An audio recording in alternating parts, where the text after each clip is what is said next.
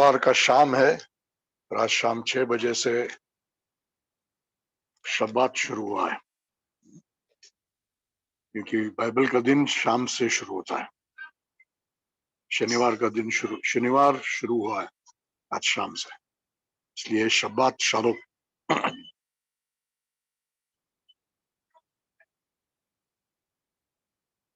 कई जगह पर करोड़ों अपने आप को मसीही कहने वाले लोग इन दिनों में उपवास कर रहे हैं और उपवास के अंत में गुड फ्राइडे मनाएंगे, ईस्टर मनाएंगे। बाइबल की शिक्षा है, बाइबल की परंपरा है। बाइबल की शिक्षा में भी और बाइबल की परंपरा में भी ये दोनों चीजें हम देखते नहीं है। प्रेरितों के काम में बाइबल की परंपरा है और कहीं भी चेलों ने यीशु मसीह के मृत्यु के दुख में 40 दिन उपवास किए हुए या गुड फ्राइडे मनाए हुए या ईस्टर मनाए हुए हम बाइबल में कहीं भी देखते नहीं है। प्रेरितों के काम में नहीं है, बाइबल की परंपरा में नहीं। फिर कहां से ये 40 दिन का उपवास कहां से शुरू हुआ?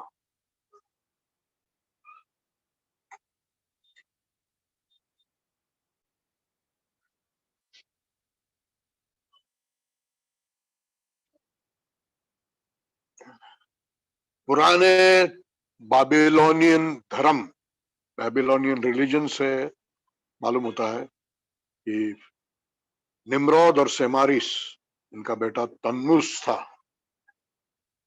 जिसको बाद में जाकर वो भगवान मानने लगे। निम्रोद जो पहला राजा था, उसने अपनी माँ सेमेरामिस से ही शादी किया। आगे जाके दोनों भगवान बन गए। उनका बेटा तम्मुस,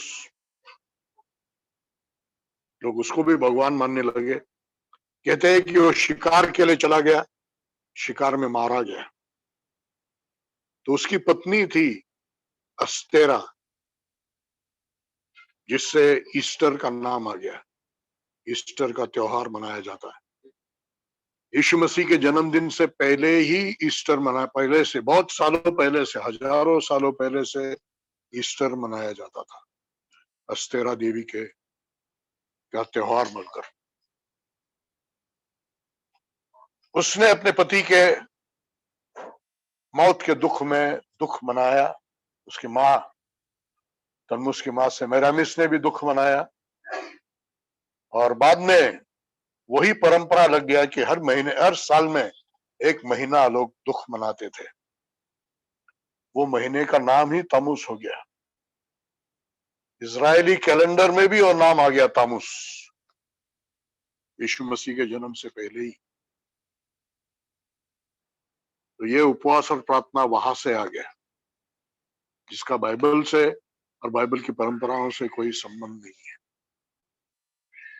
और गुड फ्राइडे मनाने से या ईस्टर का त्योहार मनाने से, खाने पीने से, मजा करने से किसी को कुछ आत्मिक लाभ नहीं है, उससे कुछ भी फायदा होने वाला नहीं है। हालेलुया। पिछले सप्ताह के पहले दिन में हमने विनम्रता के विषय में आगे सीखते हुए विनम्रता के 2 स्तरों के बारे में सीखा। विनम्रता के 3 स्तर उनके बारे में कहने वाला था। 2 स्तरों के बारे में सीखा। परमेश्वर के पास जाने के लिए विनम्रता, ये पहला स्तर, और दूसरा आत्मिक जीवन में आगे बढ़ने के लिए विनम्रता। और आज हम तीसरे स्तर के बारे में सीखेंगे, जो है दूसरों के सामने विनम्रता। इसके बारे में थोड़ा सा पहले भी मैंने कहा था, आज इसके बारे में और कहूंगा। याद रखिए, विश्वास हो या अनुग्रह हो या सच्ची आराधना हो, सब कुछ का मूलभूत, आधारभूत नम्रता है। मसीह जीवन में जो सबसे महत्वपूर्ण गुणों में से गुणों में से एक है, वो है विनम्रता। सीखने के लिए सबसे कठिन, बोलना आसान है, सुनना आसान है, लेकिन जीवन में करने के लिए, सीखने के लिए सबसे कठिन सबक है नम्रता का सबक।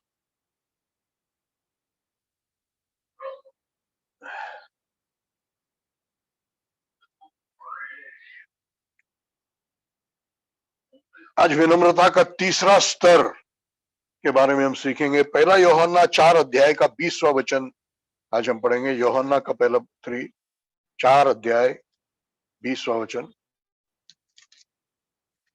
यूहन्ना का पहला पत्री 4 अध्याय 20वां वचन। 1 John chapter 4 verse 20।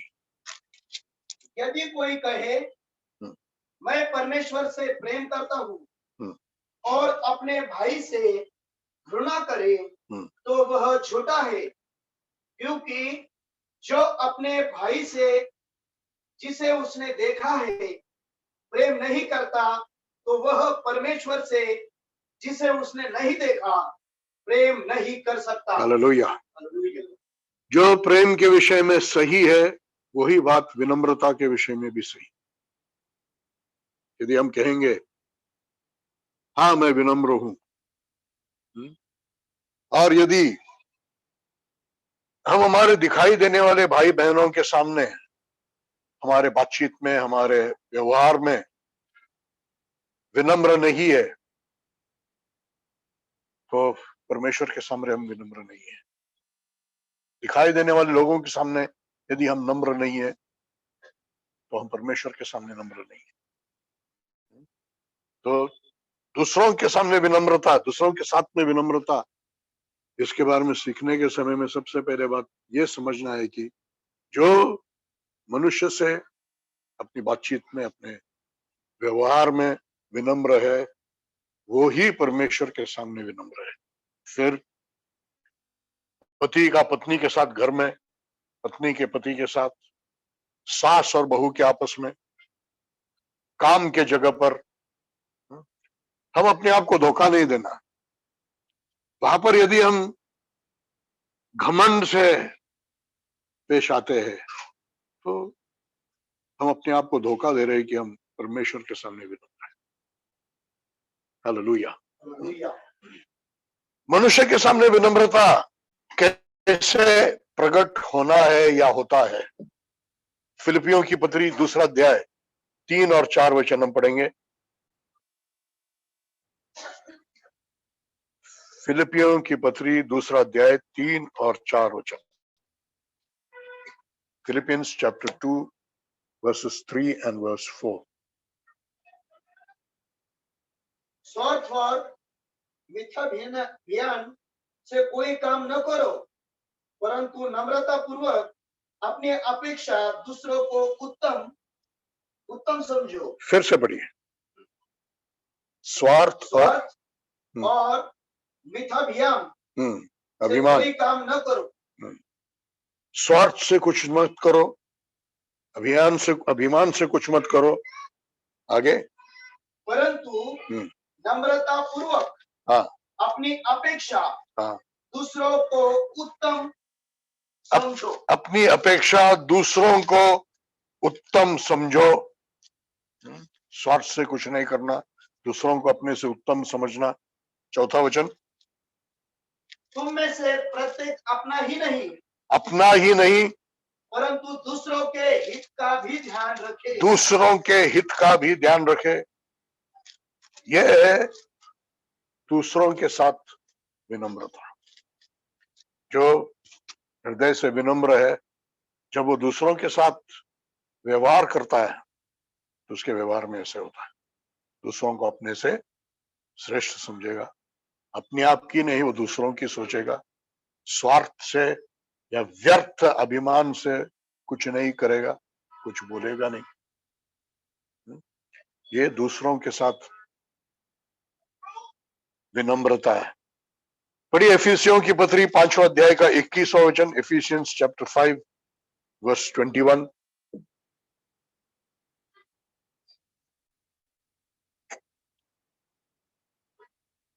और मसीह के भय में एक दूसरे के अधीन रहो। मसीह के भय में एक दूसरे के अधीन रहो। इससे पहले पत्नी पतियों के अधीन रहना, हम अधिकारियों के अधीन रहना, काम के जगह पर अधीन रहना, प्रशासन के अधीन रहना, कलीसिया में अगुओं के अधीन रहना, ये सब चीजों के बारे में मैंने बताया था। लेकिन यहाँ पर लिखा है एक दूसरे के अधीन रहो। यह विनम्रता का एक प्रकट होना है। जो विनम्र है वो अधीन होने के लिए भी तैयार है। पिछली बार में जब नामान के बारे में बताया, नामान के नौकरानी के कहने पर वो इजराइल आया,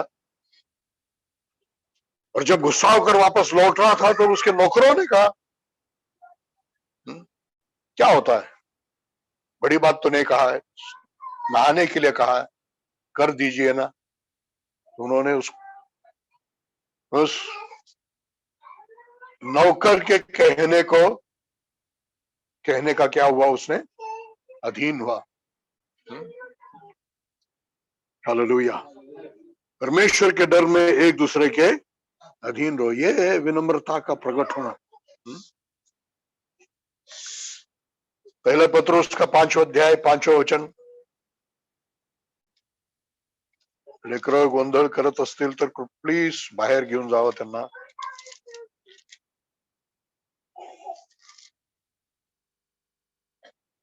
पहला पेत्र, फर्स्ट पीटर चैप्टर 5 वर्स 5।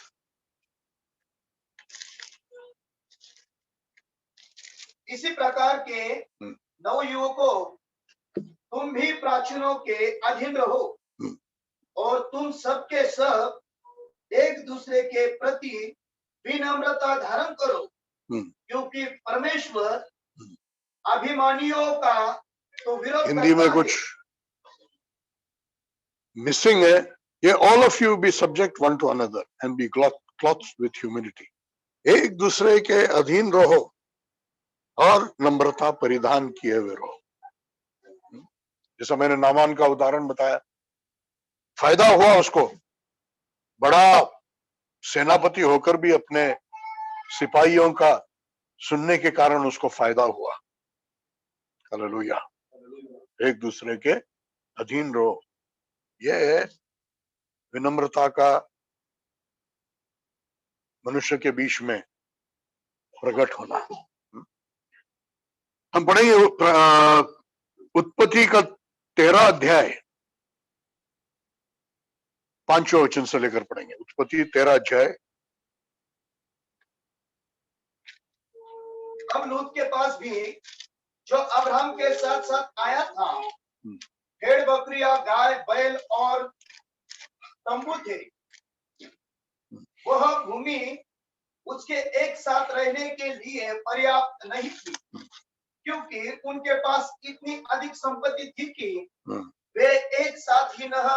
लोत अब्राहम चाचा है, लोत उसका भतीजा है।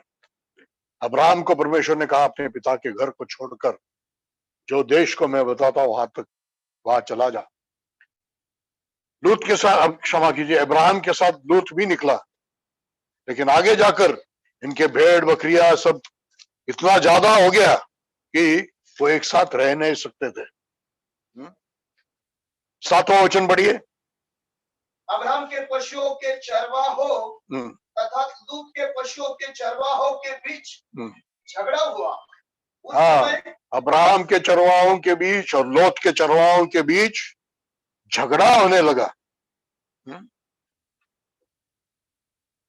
हालेलुया। वो लोग कनानी और परिजी लोगों के बीच में रहते थे, उनके बीच में इनका आपस में झगड़ा हो रहा है। तब देखो इब्राहिम ने क्या कहा, देखिए 8वां वचन। तब अब्राहम ने लूत से कहा, न तेरे और मेरे मध्य, न तेरे और मेरे चरवाहों के मध्य झगड़ा हो, क्योंकि हम भाई बंधु हैं।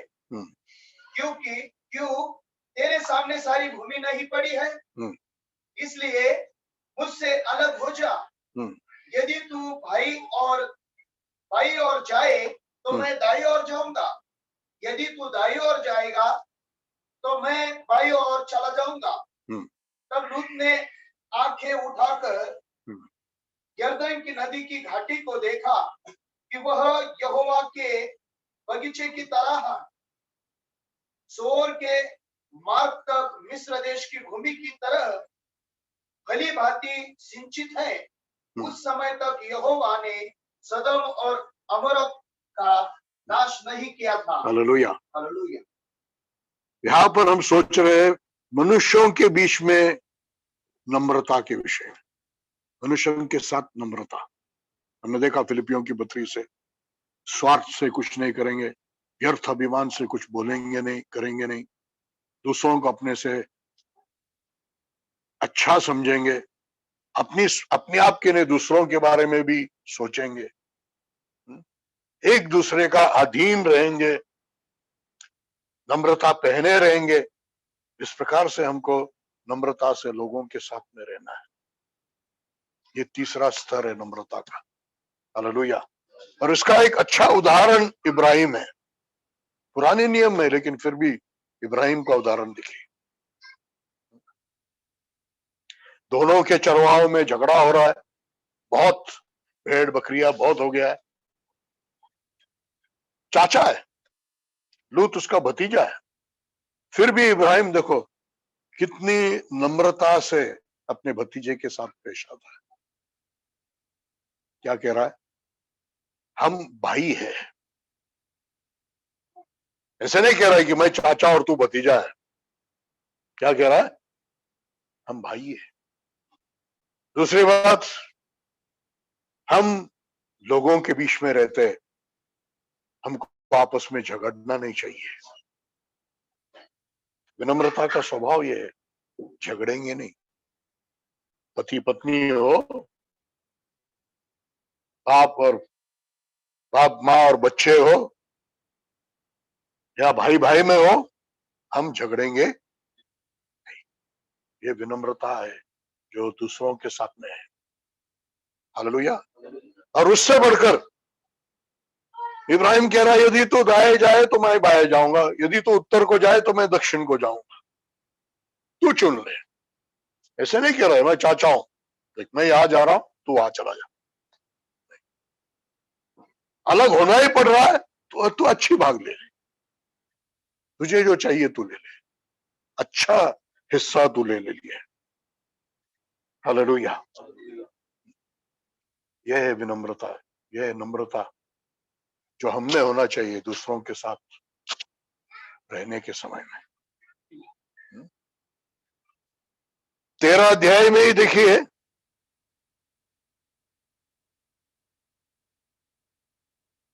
चौदह वचन से लेकर 14 वचन से 18 वचन तक बहुत अद्भुत चीज है। देखिए आप पढ़िए। लूत के अलग हो जाने पर लूत के अलग हो जाने के पश्चात, देखिए मेरी तरफ, लूत के अलग होने के समय में इब्राहिम ने क्या किया? अपने आप को नम्र किया। चाचा होते हुए भी अपने भतीजे को कह रहा है हम भाई है, हम झगड़ेंगे नहीं, तुझे अच्छा हिस्सा चाहिए तू ले ले, तुझे अच्छा हिस्सा चाहिए ले ले।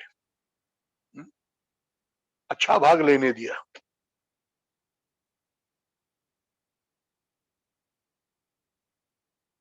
देखो, विनम्रता के बाद जो आशीष मिलता है, देखिए लूत के अलग होने के बाद, पढ़िए आगे।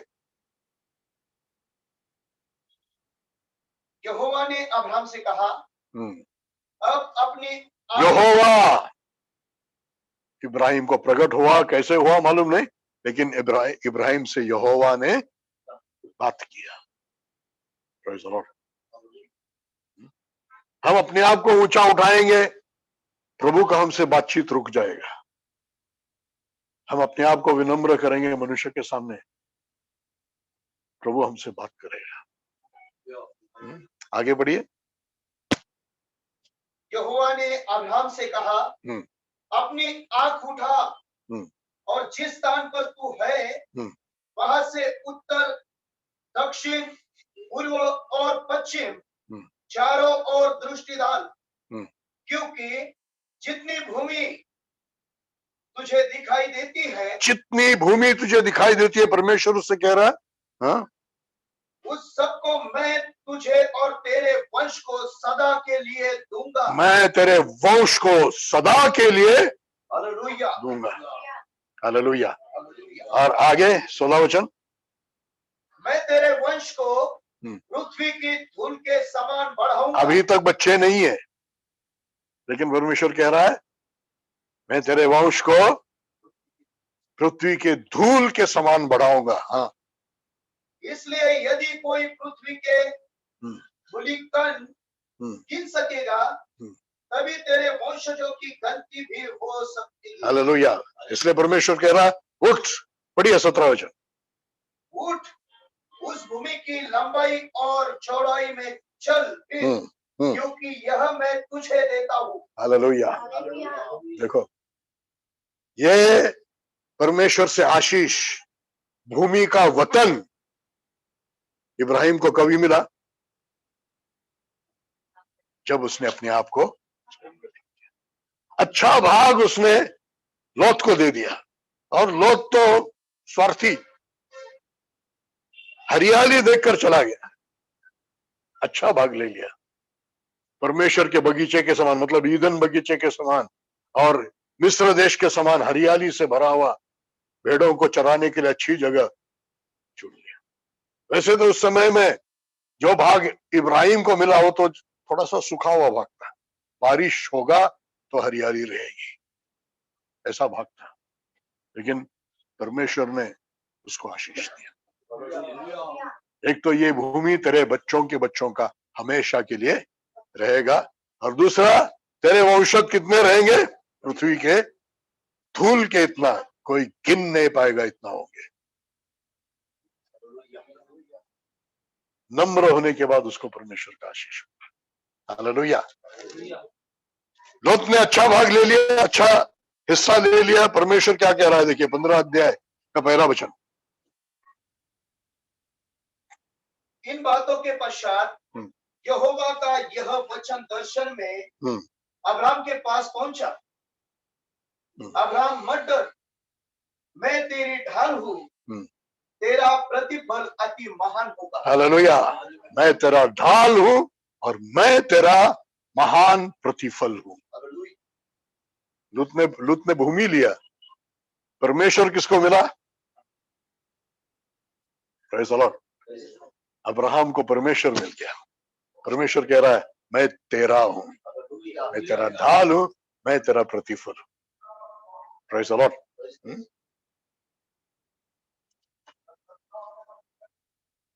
इब्राहिम का बेटा इसहाक, इसहाक का बेटा याकूब।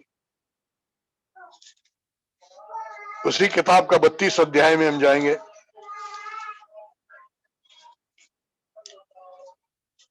उत्पत्ति का 32 अध्याय,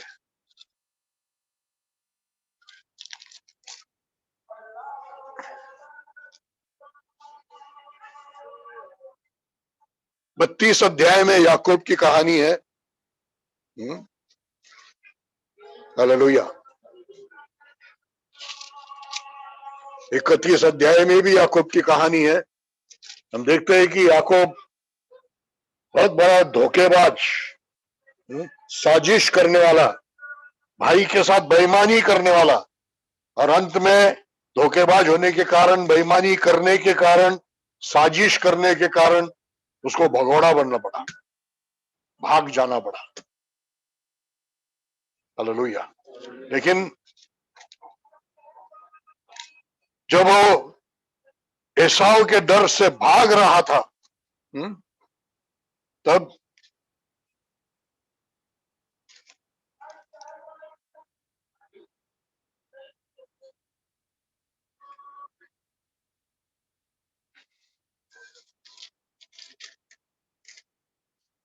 बेथेल, जिस जगह को उसने नाम दिया बेथेल, उस जगह पर थक कर एक पत्थर सिराने लेकर सो गया, और वहां पर उसने देखा स्वर्ग खुला हुआ, सीढ़ी लगी हुई, परमेश्वर के दूत नीचे और ऊपर जाते हुए।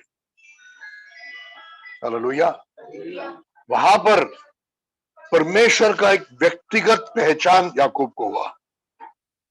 तब तक के लिए यहोवा, याकूब के लिए यहोवा इब्राहिम का और इसहाक का परमेश्वर, लेकिन तब से लेकर याकूब के लिए यहोवा अपना परमेश्वर बन गया। हालेलुया। कहेंगे याकूब का उद्धार, याकूब का परमेश्वर से मुठभेड़ होने के बाद भी याकूब के जीवन में ज्यादा कुछ परिवर्तन नहीं आया। 32 अध्याय में हम देखेंगे, 33 अध्याय में जाएंगे, क्षमा कीजिए 32 अध्याय में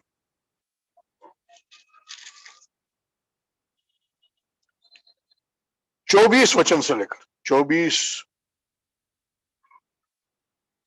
से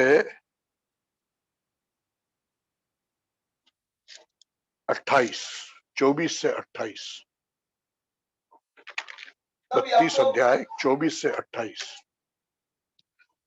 पढ़ी। तब याकूब अकेला रह गया और एक पुरुष आकर पाप घटने तक उससे कुश्ती लड़ता रहा। और जब उसने देखा कि मैं उस पर प्रबल नहीं होता, तो उसने उसकी जांघ की नस को छुआ।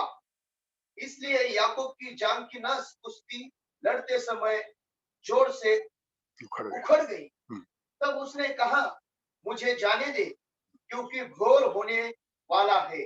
परंतु याकूब ने कहा, जब तक तू मुझे आशीर्वाद न दे, मैं तुझे न जाने दूंगा।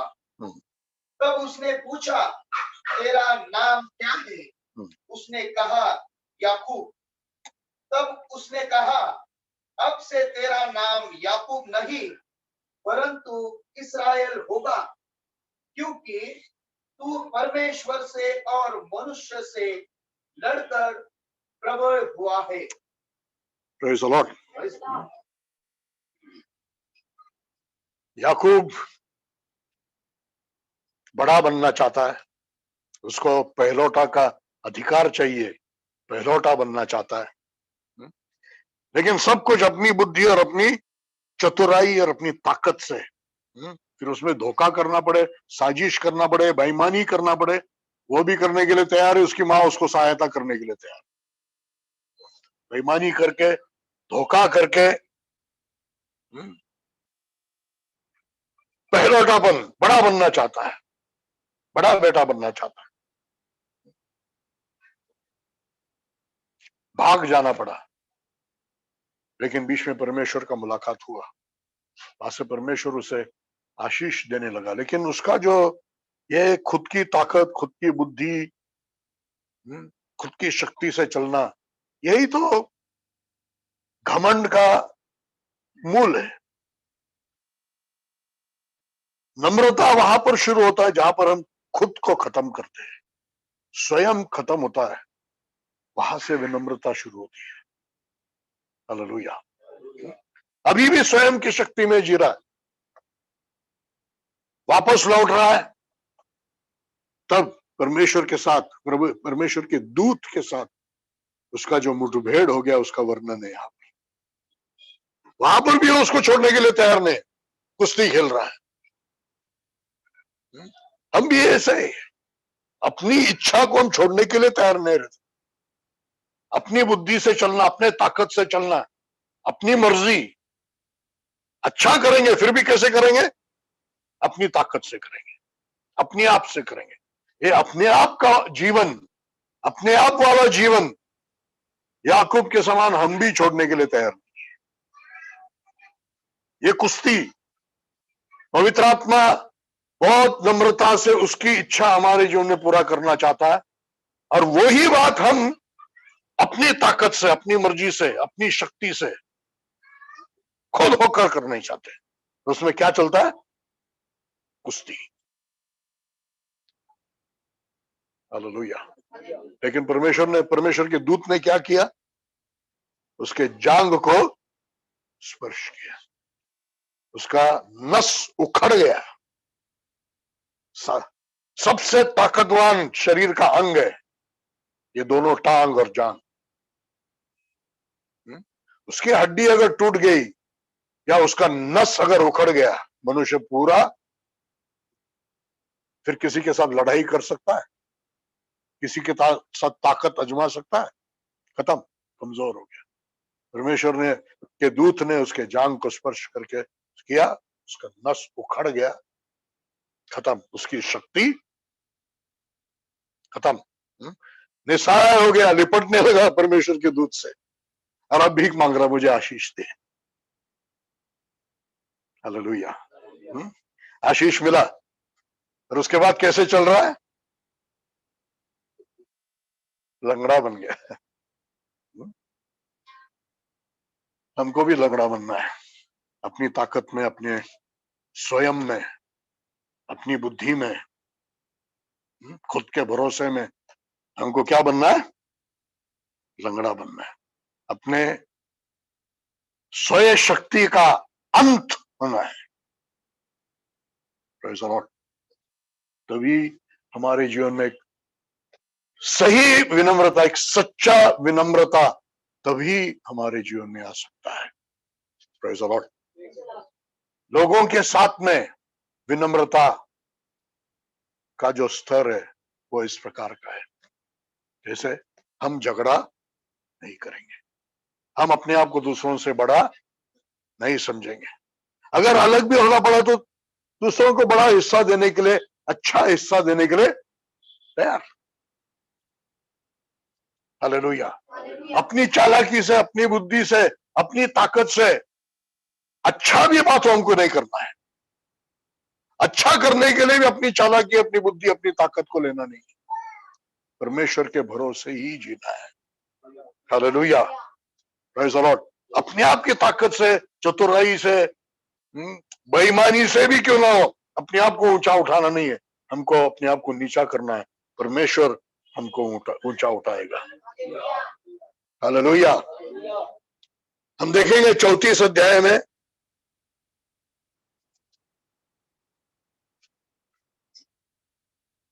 पहले 4 वचन पढ़िए। 34 अध्याय का पहला 4 वचन पढ़िए।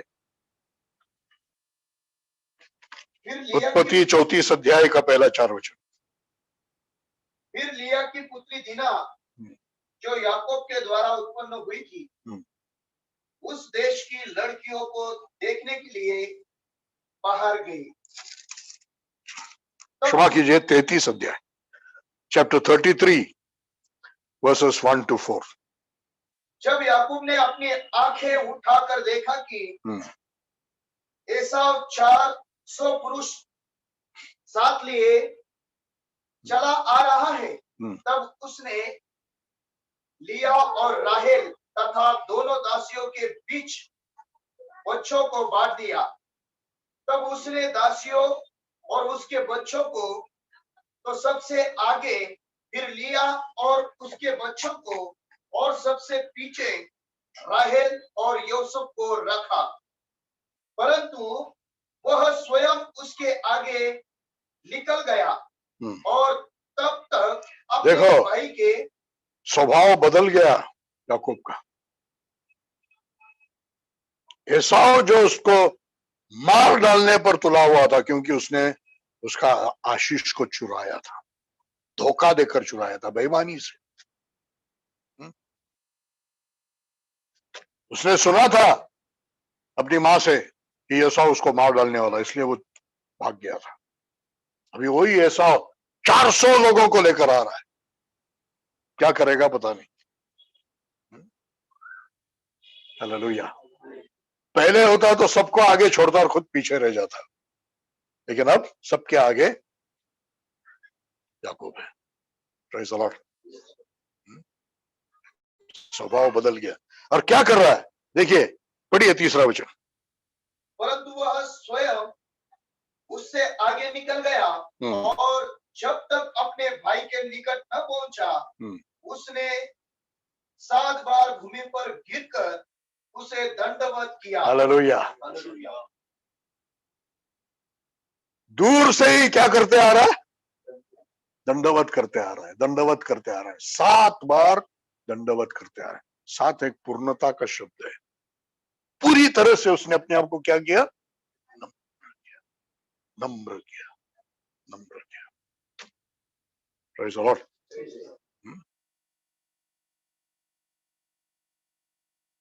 परिणाम क्या हो? पढ़िए 4था वचन। एसाव, तब एसाव उससे भेंट करने दौड़ पड़ा और उसे छाती से लगाया और गले से लिपट कर उसे चूमा और वे रो पड़े। हालेलुया। याकूब वहां पर छाती फुलाकर खड़ा रहता तो क्या होता? खत्म हो जाता, क्योंकि 400 लोग हैं उसके साथ। लेकिन उसने दूर से ही दंडवत करते हुए आया, अपने आप को नम्र किया और नम्र किया और नम्र किया और नम्र किया। इसलिए भाइयों में क्या हो गया? मेल मिलाप हो गया। हालेलुया।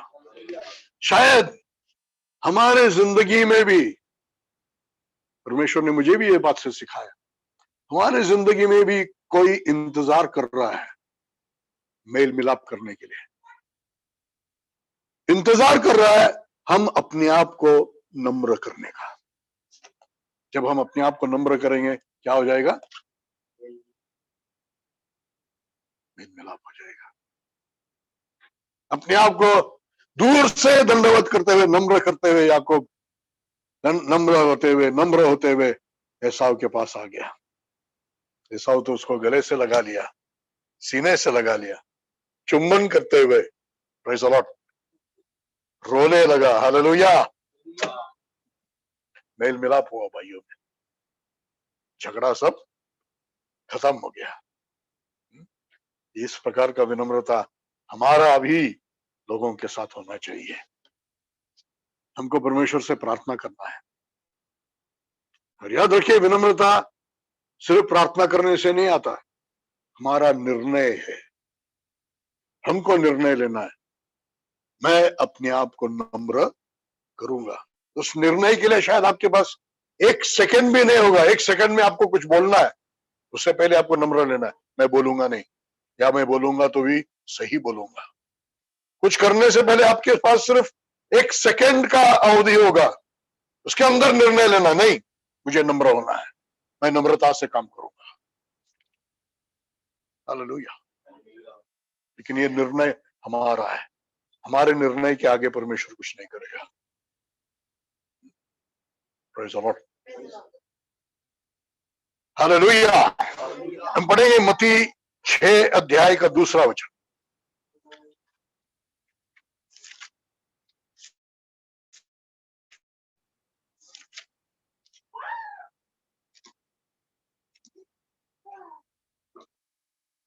इसलिए जब तू दान करे तो अपने आगे ही मत बजाओ, जैसे पाखंडी लोग सभाओं और गलियों में करते हैं कि लोग उनका सम्मान करें।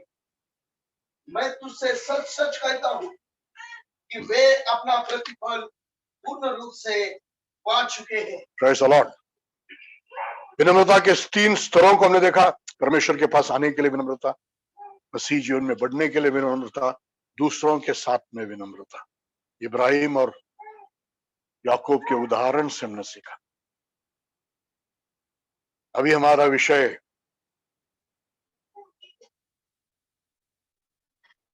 दूसरा एक प्रकार का विनम्रता है,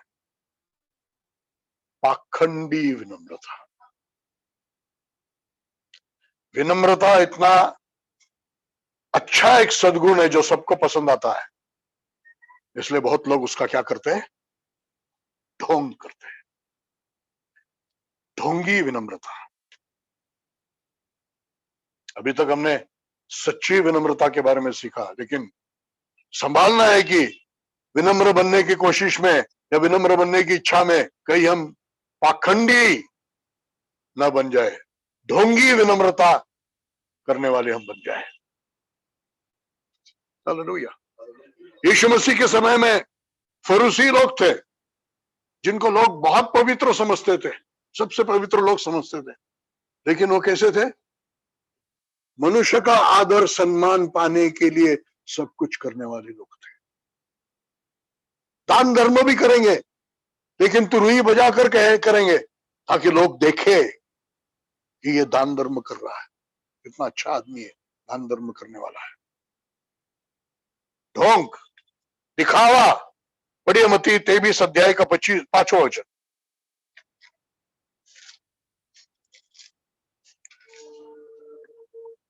वे अपने सब काम मनुष्य को दिखाने के लिए करते हैं। मनुष्य को दिखाने के लिए करते हैं। वे अपनी ताबीजों को चौड़ा करते और अपनी वस्त्रों की झालरें लंबी करते हैं। हालेलुया। वो समय की धार्मिकता या प्रार्थना का ये सब एक दिखावा था।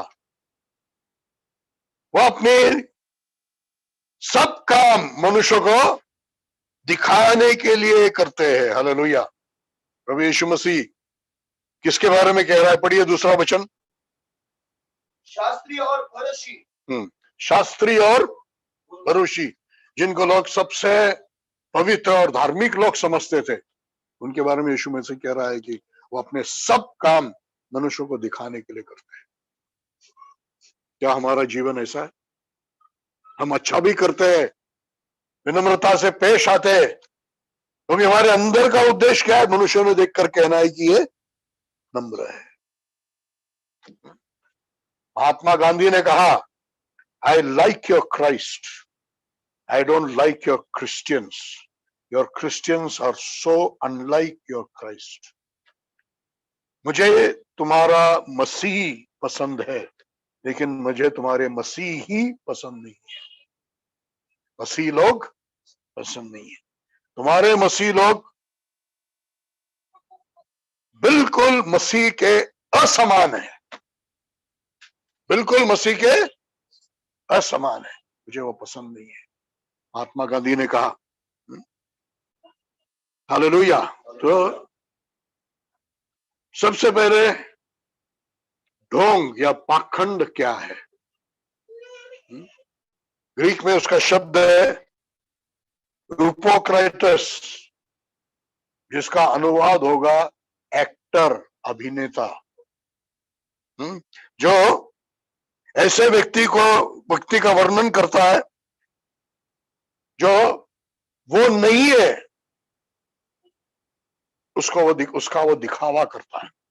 जो उसमें नहीं है उसका वो दिखावा करता है, या दूसरा जो दूसरा व्यक्ति वो जो नहीं है उसका वो क्या करता है?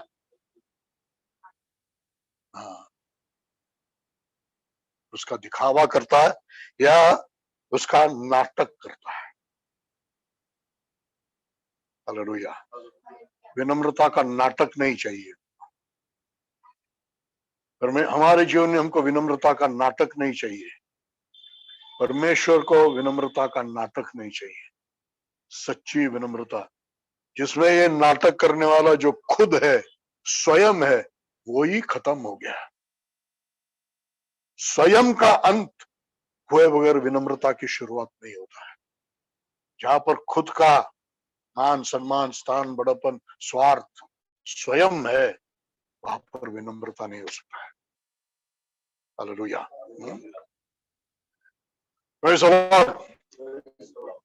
यूहन्ना का 5 अध्याय 44 वचन पढ़िए। यूहन्ना 5 अध्याय का 44 वचन।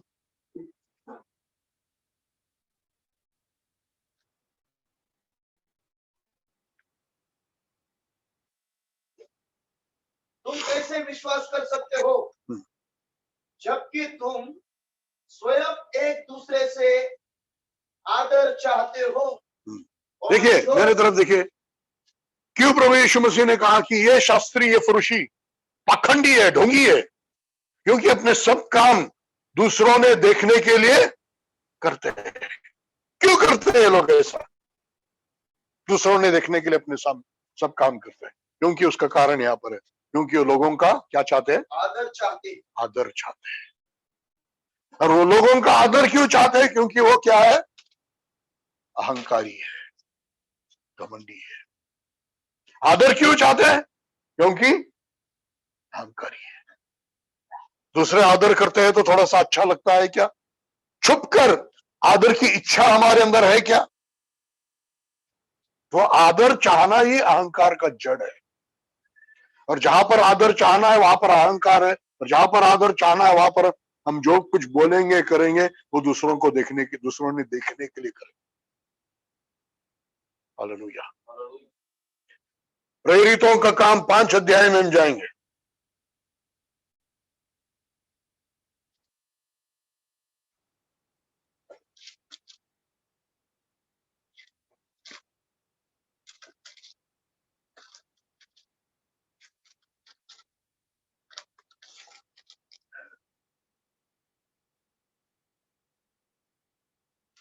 पहले 2 वचन पढ़िए।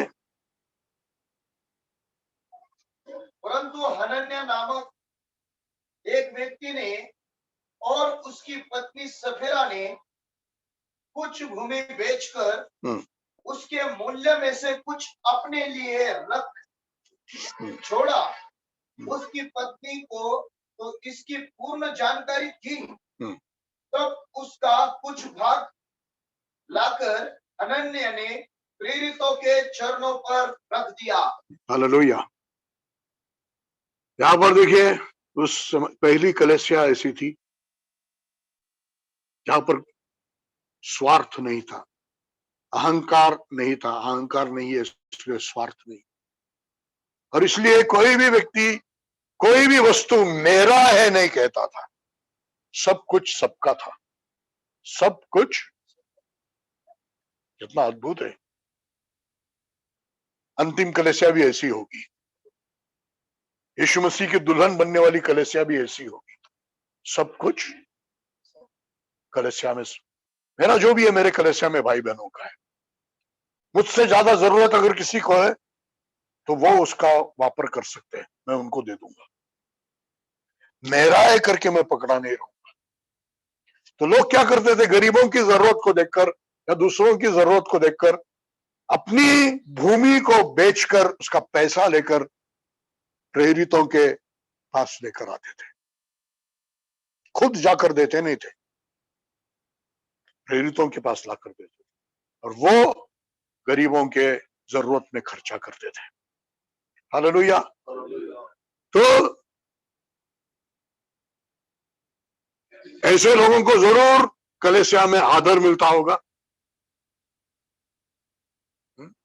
अच्छा जीवन जीने वालों को हमने क्या करना चाहिए, आदर करना चाहिए, आदर मिलता होगा। हनन्याह सफीरा ने यह भी देखा होगा कि अरे ऐसे काम करने से उनको क्या मिलता है, आदर मिलता है, तो उनको आदर चाहिए। लेकिन लालच भी है, आदर चाहिए लेकिन लालच भी है। तो उन्होंने भी अपनी भूमि को बेचा। पति पत्नी लिखा है ना वहां पर, पत्नी को भी पूरी तरह से सब चीजों की जानकारी थी। एक मन से दोनों ने क्या किया, कुछ हिस्सा पैसे का लालच से अपने घर में रखा, और ऐसा एक्टिंग किया, ऐसा अभिनय किया कि जैसे कि हमने पूरा पैसा लेकर आए। हालेलुया। Praise the Lord. दूसरों के सामने दिखावा करने का एक जरूरत उनके अंदर है। क्यों? आदर मिलने के लिए। क्यों? घमंड।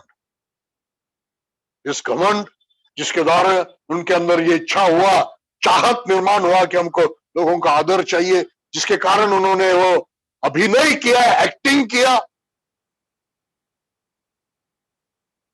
पाखंड हुआ, ढोंग। हालेलुया। क्या हो गया? पढ़िए तीसरा वचन। परंतु पतरस ने कहा, 3 से 5 पढ़िए। हनन्याह, शैतान ने तेरे मन में यह बात क्यों डाली कि तू पवित्र आत्मा से झूठ बोले और भूमि के मूल्य में से कुछ बचा कर रख ले। जबकि यह बिकी न थी तो क्यों तेरे ने,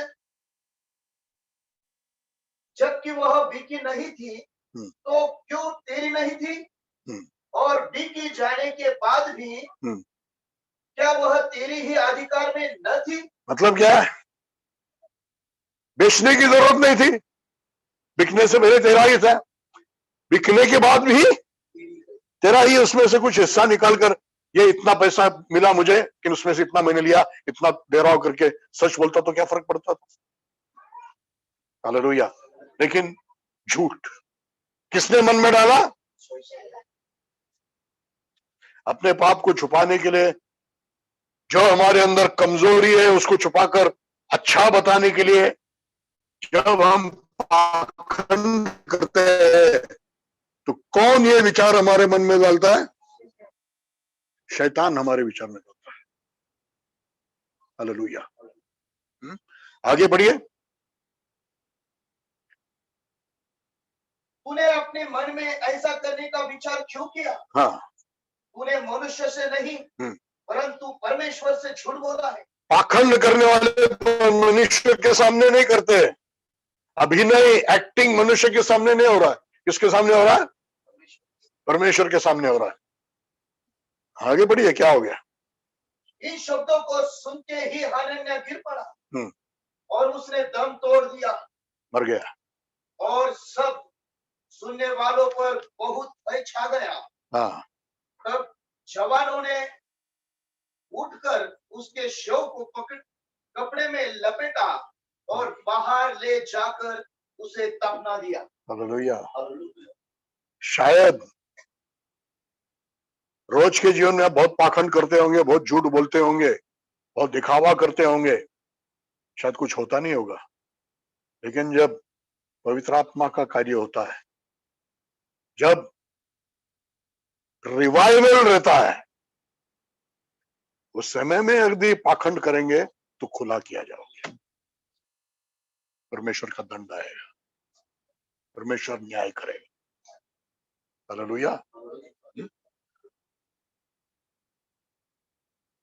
सिस्टर जी को कुछ मालूम नहीं है, मिसेस अनन्यास पीछे से आ गई, सबका आदर लेने के लिए आ गई। अभी तो दिया होगा, अब सब लोग आदर से देखेंगे तो कितने अच्छे लोग हैं। मालूम नहीं है क्या हो गया। पतरस उससे क्या कहता है, देखिए 9 वचन,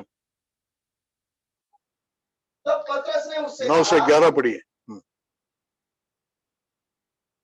पढ़िए 9 से 11। तब पतरस ने उससे कहा, यह क्या बात है कि तुम दोनों ने साथ मिलकर प्रभु की आत्मा की परीक्षा करने की ठानी? देख, तेरे पति को दफनाने वालों के पैरों की आहट द्वार तक आ पहुंची है, वे तुझे भी बाहर ले जाएंगे। वह तुरंत उसके पैर के पास गिर पड़ी और उसने भी दम तोड़ दिया। जवानों ने भीतर जाकर उसे भी मरा पाया और बाहर ले जाकर उसके पति के पास दफना दिया। इस समस्त कलीसिया तथा सब सुनने वालों पर बड़ा भय छा गया। हालेलुया।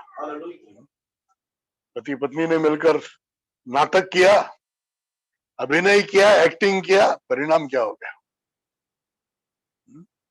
Praise the Lord. यह है पाखंड, यह है ढोंग। मन के अंदर लालच है, मनुष्य का आदर चाहिए, अच्छा काम कर रहे हैं लेकिन मन के अंदर क्या है?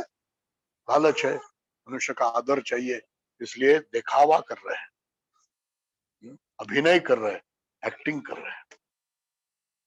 Praise the Lord. हम भी लोगों के बीच में, समाज में और चर्च में लोगों का आदर पाने के लिए जो नहीं है वो बताते, जो है उसको छुपाते, और क्या बनते हैं? एक्टर। हिपोक्रेट कौन है? एक्टर। पाखंडी का अर्थ क्या है? एक्टर, अभिनेता। Praise the Lord. गलतियों का काम, गलतियों का पत्री 2 अध्याय, जल्दी से पढ़ेंगे 12 से 14 वचन तक। गलतियों 2 अध्याय 12 से 14। क्योंकि याकूब ने कहा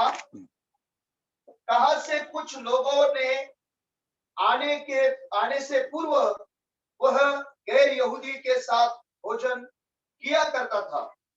परंतु गलतिया प्रांत में पत्रोस भी आ गया था।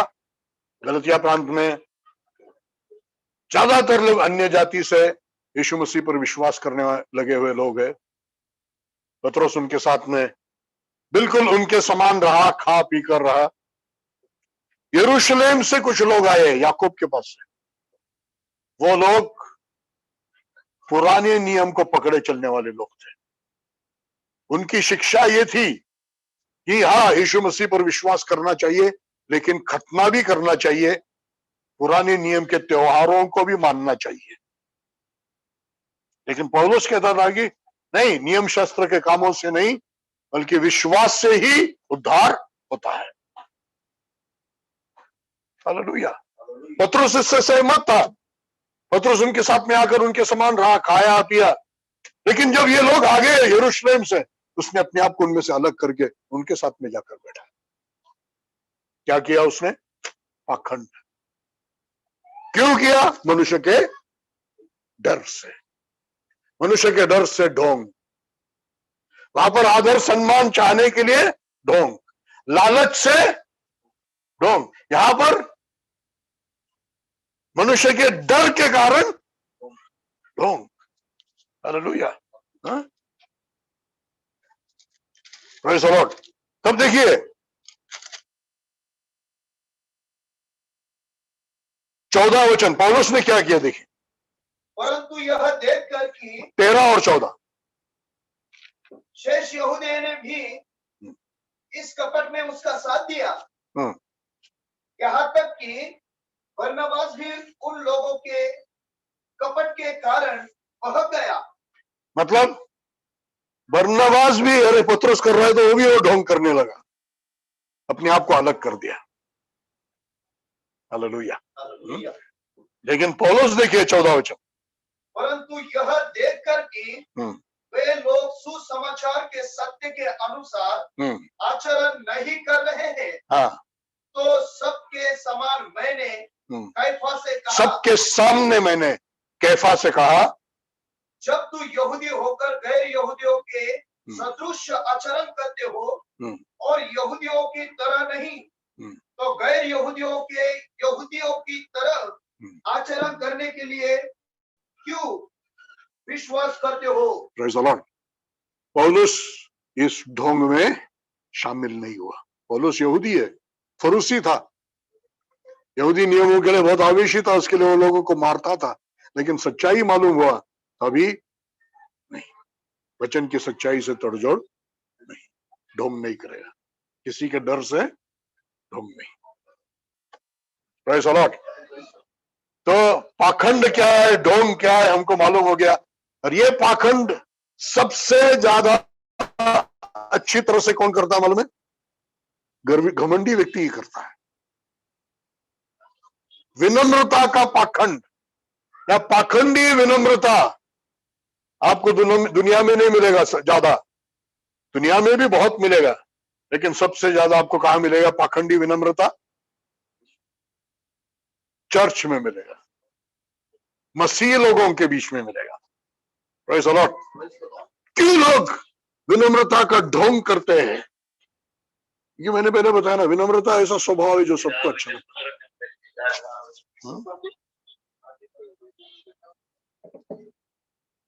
Praise the Lord. लोगों को पसंद आता है, विनम्र लोग सबको अच्छा लगता है, सबको भाने वाला एक सद्गुण है वो। इसलिए हम भी चाहते हैं कि हम कैसे लोगों के सामने कैसे पेश आए, नम्रता से। Praise the Lord. तो बातचीत में थोड़ा आवाज धीरे करके, अच्छे शब्दों को उपयोग करके, धन्यवाद देके, शब्दों में विनम्रता का एक अभिनय करेंगे। अमिताभ बच्चन भी नहीं करेगा, इतना अच्छा एक्टिंग करते हम लोग।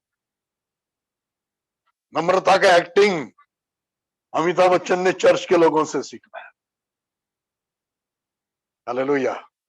घर में बीवी के सामने कैसा रूप होता है, और चर्च में वो दूसरे विश्वासियों के साथ में कैसे रूप होता है। और जितना अहंकार उतना अच्छा विनम्रता का पाखंडी एक्टिंग करने वाला बनेगा। जितना ज्यादा घमंडी उतना अच्छा वो पाखंडी विनम्रता का एक्टिंग करने वाला व्यक्ति बनेगा। हालेलुया। बातचीत में पाखंड, उठने बैठने में पाखंड, थोड़ा सा झुककर, सर को झुकाकर, हालेलुया, चेहरे पर थोड़ा सा गरीब सा चेहरा। क्या दिखना चाहिए हमें? हाँ, नम्र दिखना चाहिए। कोई हालेलुया नहीं बोल रहा। Praise the Lord. अगर किसी ने प्रशंसा किया तो विनम्र व्यक्ति है ना मैं, तो फिर मुझे क्या करना पड़ेगा? मुझे थोड़ा नाराज चेहरा बताना पड़ेगा। जैसे कि मुझे वो प्रशंसा अच्छा नहीं लगा, थोड़ा सा शर्म आ गया जैसे बताएंगे। अंदर तो खुशी हो रही है, हाँ मेरा नाम लिया, मेरे बारे में अच्छा बोला, अंदर खुशी हो गई, लेकिन मुंह कैसे बताएंगे?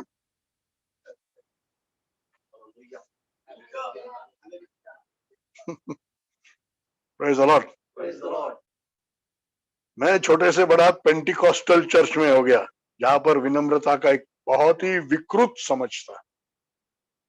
मूछ निकालना विनम्रता था, सफेद कपड़े पहनना मतलब विनम्रता, गहने उतारना विनम्रता है। ऐसे विकृत समझ विनम्रता के बारे में जहां था, वैसे चर्च में मैं छोटे से बड़ा हो गया। पढ़िए मत्ती 22 अध्याय 16 से 18 वचन पढ़िए। मत्ती का 22 अध्याय 16 से 18 वचन पढ़िए।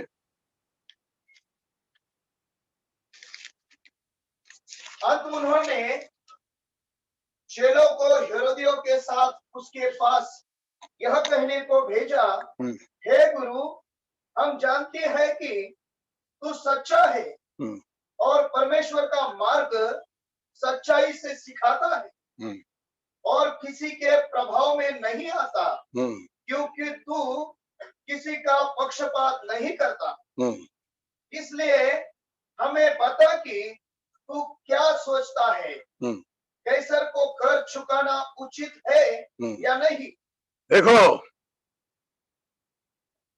ये लोग फरीसियों के शिष्य है, और कितनी विनम्रता से प्रभु यीशु मसीह के पास आए, कितनी अच्छे अच्छे बातें बोल रहे हैं ना, विनम्रता से। क्या बोल रहे, देखिए पढ़िए 16 वचन फिर से एक बार। गुरु जी, वहां से पढ़िए। गुरु जी, हे गुरु, हम जानते हैं तू सच्चा है और परमेश्वर का मार्ग सच्चाई से, तू परमेश्वर का मार्ग सच्चाई से सिखाता है और तू किसी की परवाह नहीं करता। Praise the Lord. कितना विनम्रता से प्रभु यीशु मसीह के सामने आए हैं। हालेलुया। सच्ची विनम्रता है, पाखंडी विनम्रता है। यीशु मसीह को अड़काने के लिए, फंसाने के लिए फरीसियों ने उनको भेजा है। 15 वचन पढ़िए। तब फरीसियों ने जाकर आपस में विचार विमर्श किया कि किस प्रकार उसे उसकी बातों में फंसाए। उसको बातों में फंसाने के लिए भेजे हुए लोग हैं। Praise the Lord. कैसे आए? बिल्कुल विनम्रता से। उनकी भाषा कैसी है? नम्र भाषा, सुर, पवित्र सुर, प्रेज़ द लॉर्ड, आत्मिक भाषा, विनम्रता का पाखंड। लेकिन प्रभु यीशु मसीह ने उनको पहचान लिया। शायद हम होते थे पहचानते नहीं। अरे मुझे सच्चा शिक्षक कहा, परमेश्वर के वचन की सच्ची शिक्षा करने वाला तू है। हालेलुया।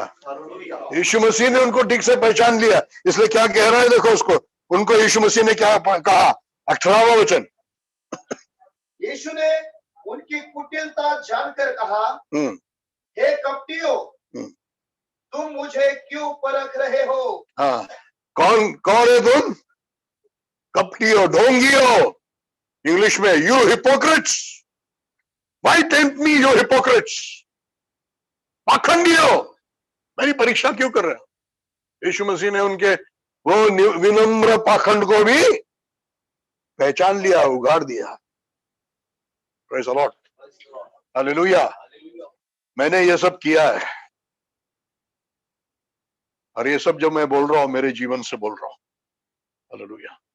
मैंने मेरे जीवन में जो बातें देखा है उसमें से ये सब मैं बोल रहा हूं, दूसरों की नहीं बोल रहा हूं, मैं मेरे जीवन की बोल रहा हूं। कौन परिपूर्ण है? लेकिन अब इस सब चीजों से हमारे मन में एक बहुत बड़ा चिंता निर्माण होना चाहिए, एक डर निर्माण होना चाहिए, एक अवलोकन होना चाहिए, प्रभु मेरा जीवन कैसा है। एक प्रार्थना हमारे जीवन, एक आशा उत्पन्न होना चाहिए। धीरे से क्यों ना हो, गर्व, अहंकार, घमंड हमारे जीवन से निकल जाएगा, खत्म हो जाना चाहिए। हालेलुया। एक चिंता हमारे अंदर पैदा होनी चाहिए, प्रभु कितना अहंकार है मेरे, कितना गंदा अहंकार है, परमेश्वर तू उसमें से मुझे छुड़ा। हालेलुया।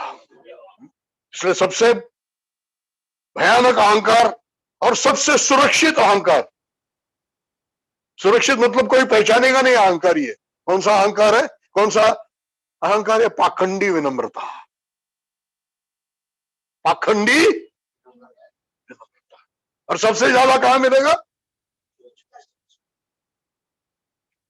और नाम वाले कलीसियाओं से ज्यादा विश्वासी कलीसियाओं में मिलेगा। मैं दूसरों के जीवन से नहीं बोल रहा, मैं अपनी जीवन से बोल रहा हूं। Hallelujah, praise the Lord. लोग बहुत नम्र लगेंगे, बिल्कुल आडंबर कुछ नहीं, बाहर का दिखावा कुछ नहीं, सीधा साधा आडंबरहीन, लेकिन थोड़ा सा भी आप अपने उनके उनके अहंकार को थोड़ा सा भी आप ठेस पहुंचाओगे तो बहुत क्रोधित हो जाएंगे। Hallelujah, praise the Lord. एक परमेश्वर के सेवक ने बहुत अच्छा कहा, अहंकार को निगलने से अपच नहीं होगा। खाना निगल डालने से क्या होगा? मराठीत अपचन। लेकिन अहंकार निगल डालो, अपचन अपच नहीं होगा। अच्छा होगा अहंकार निगल डालेंगे तो वो हमारे बातों में नहीं आना चाहिए, हमारे कामों में नहीं आना चाहिए। जो नहीं है उसका दिखावा हमको विनम्रता का। अच्छा, अभी हम विनम्रता चाहने लगे। ये 7वां या 8वां प्रचार है इस विषय पर। अभी आप भी मुझे सुनने वाले लोग, मीडिया पर सुनने वाले लोग, आप भी चाहने लगे होंगे। लेकिन यहां पर हमारे लिए खतरा है। हमको संभालना है कि हमारी विनम्रता पाखंडी ना हो, हमारा अहंकार हमको पाखंडी विनम्रता में ले जाएगा। पाखंडी विनम्रता को पहचानना है, जैसे यीशु मसीह ने पहचाना और कहा, कितने नम्रता से पेश हुए, कितनी आत्मिक उनकी भाषा थी, कितना पवित्र और मुलायम उनका स्वर होगा। लेकिन यीशु ने पहचाना, तुम कौन हो? पाखंडी हो। हम भी ऐसे स्वर नहीं निकालेंगे, हम भी ये आत्मिक भाषा जिससे किसी को बताने के लिए और उनसे अच्छा नम्र समझने के लिए नहीं करेंगे। पाखंडी विनम्रता हमको नहीं चाहिए। Hallelujah, praise the Lord. एक उदाहरण हम देखेंगे मत्ती का 2 अध्याय 8वें वचन में से।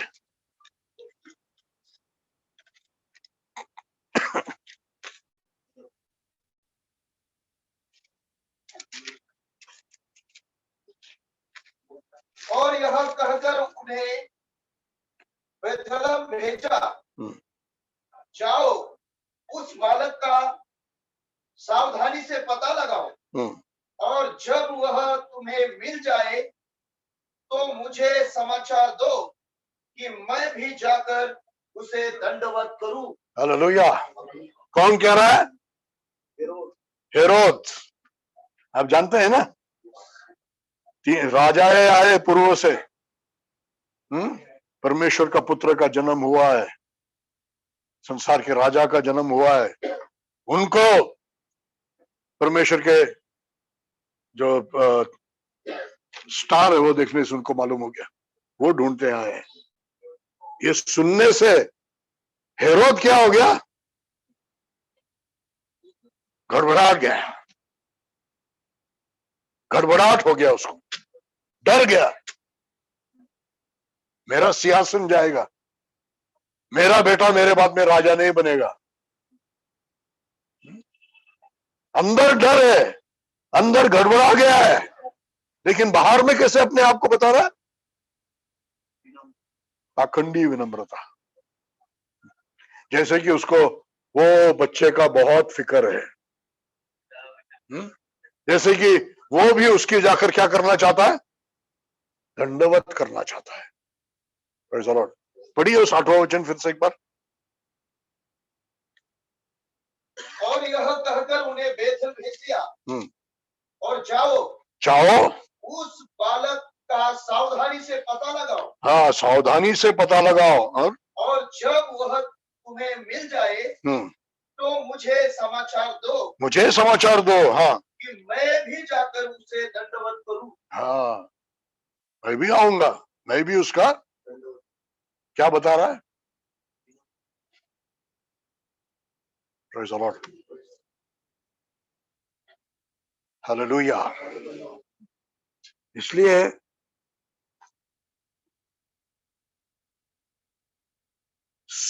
सच्ची विनम्रता हमको समझना चाहिए, जो बिल्कुल परमेश्वर के सामने शून्य होना है। मैं कुछ भी नहीं हूं, मैं लाचार हूं, मैं कुछ नहीं कर सकता हूं, मुझे तेरी जरूरत है। हालेलुया। परमेश्वर के सामने हम कुछ बताने के लिए, दिखाने के लिए, दिखाकर उसको इंप्रेस करने के लिए नहीं जा रहे, हम लाचार है प्रभु। अपनी बुद्धि शक्ति अपने स्वयं का अंत है, खत्म हुआ है वहां पर। Praise the Lord। हालेलुया। इस सच्ची विनम्रता को परिधान करने वाले हम बनेंगे, जहां पर भी अपने आप से, अपनी बुद्धि से, अपनी ताकत से, अपने स्वयं से, अपने घमंड से कुछ बोलने करने के लिए होता है, हम निर्णय लेंगे, नहीं मैं वो करूंगा, मैं परमेश्वर के सामने शून्य हो जाऊं। फिर एक समय आएगा जब हम भी पौलुस के साथ कह पाएंगे, मैं यीशु मसीह के साथ क्रूस पर चढ़ाया गया, मैं, जो मेरा मैं है, मैं जीता नहीं हूं, यीशु मुझ में।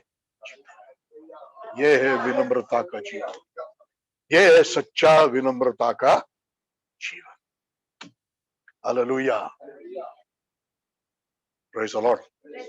आइए हम प्रार्थना करेंगे।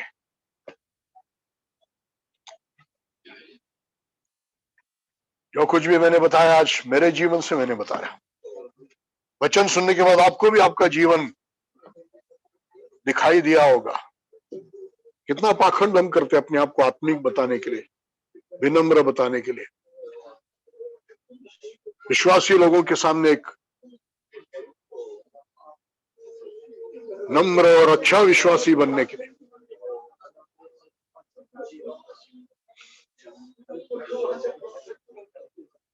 जैसे प्रभु यीशु मसीह ने उस पाखंडियों को उगाड़ किया, आज हम अपने जीवन के पाखंड को उगाड़ करेंगे और यीशु मसीह के समान विनम्रता, मैं अपने आप से कुछ नहीं कर सकता, मैं मेरी इच्छा करने के लिए नहीं आया, मेरी शिक्षा मेरी नहीं है, मैं आया हूं मेरे भेजने वाले की इच्छा करने के लिए। आपकी इच्छा करना मेरी प्रसन्नता है और आपकी इच्छा करने के लिए मैं पूरी तरह से समर्पित हूं। आपकी इच्छा करने के कारण मुझे नुकसान होए, लोग मेरी बदनामी करें या मुझे मरना भी पड़े, तो भी आपकी इच्छा करना मेरे लिए भलाई है। कोई परवाह नहीं लोग क्या करेंगे, लोग क्या कहेंगे, क्या करेंगे, कोई परवाह नहीं। ये सच्ची विनम्रता।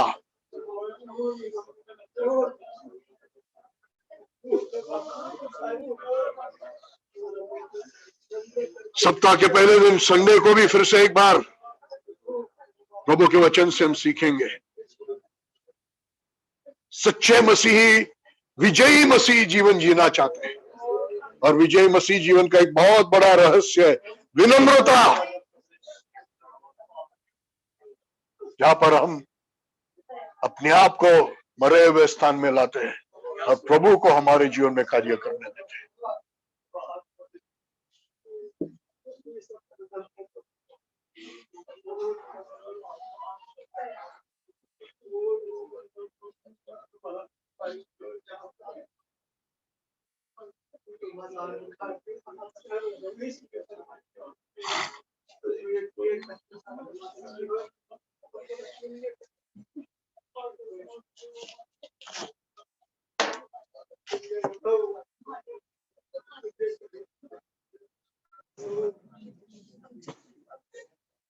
थोडा वेळ आपण मनापासून प्रार्थना करूया। ये प्रार्थना करेंगे।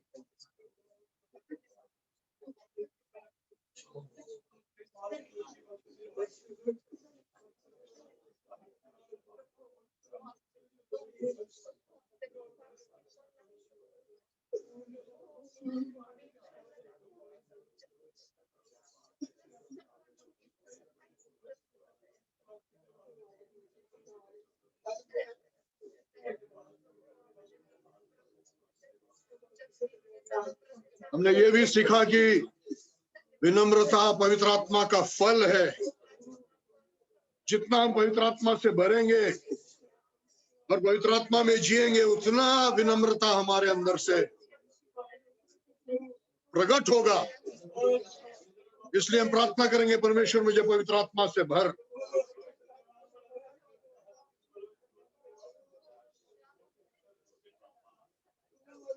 प्रभु से क्षमा मांगिए। मुझे बताया प्रभु, मुझे स्पष्ट दिख रहा है प्रभु, मैं कितना दिखावटी जीवन जी रहा था।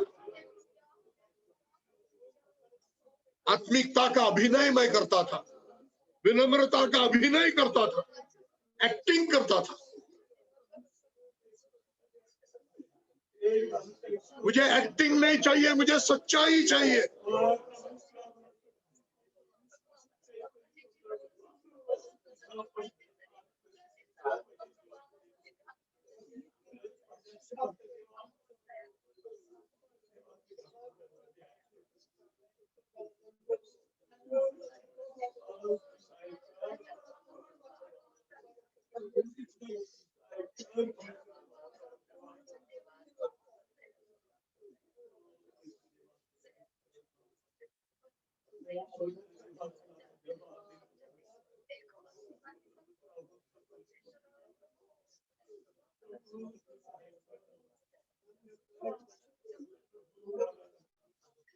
जैसा प्रभु यीशु मसीह संसार में आने के समय में अपने आप को शून्य किया, हमको भी अपने आप को शून्य करने के लिए सिखा प्रभु।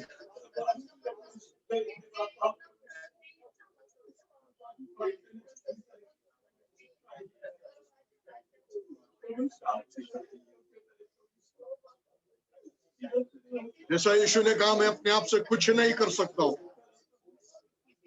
हम भी अपने बुद्धि शक्ति के अंत में आने के लिए सहायता कर दें, ताकि हम भी कहें और समझे कि हम कुछ नहीं कर सकते। जैसा यीशु ने कहा, मैं मेरी इच्छा करने के लिए नहीं आया, जिसने मुझे भेजा उसकी इच्छा करने के लिए। वो विनम्रता में आप हमको लाइए, जहां पर हम अपनी इच्छा नहीं, सिर्फ आपकी इच्छा करने वाले। और आपकी इच्छा करने में कुछ भी हो, लोग पसंद करें या ना करें, उसकी परवाह हम न करें, ऐसी विनम्रता आप हमारे अंदर दीजिए। दुनिया का आदर नहीं चाहने वाला, दुनिया की प्रशंसा नहीं चाहने वाला एक सच्ची विनम्रता में अपन को लेकर आए। कोई दिखावा नहीं है उसमें, सच्चाई है ऐसी, सच्ची विनम्रता में अपन को लेकर आए। धन्यवाद प्यारे पिता, प्रभु यीशु मसीह के नाम से।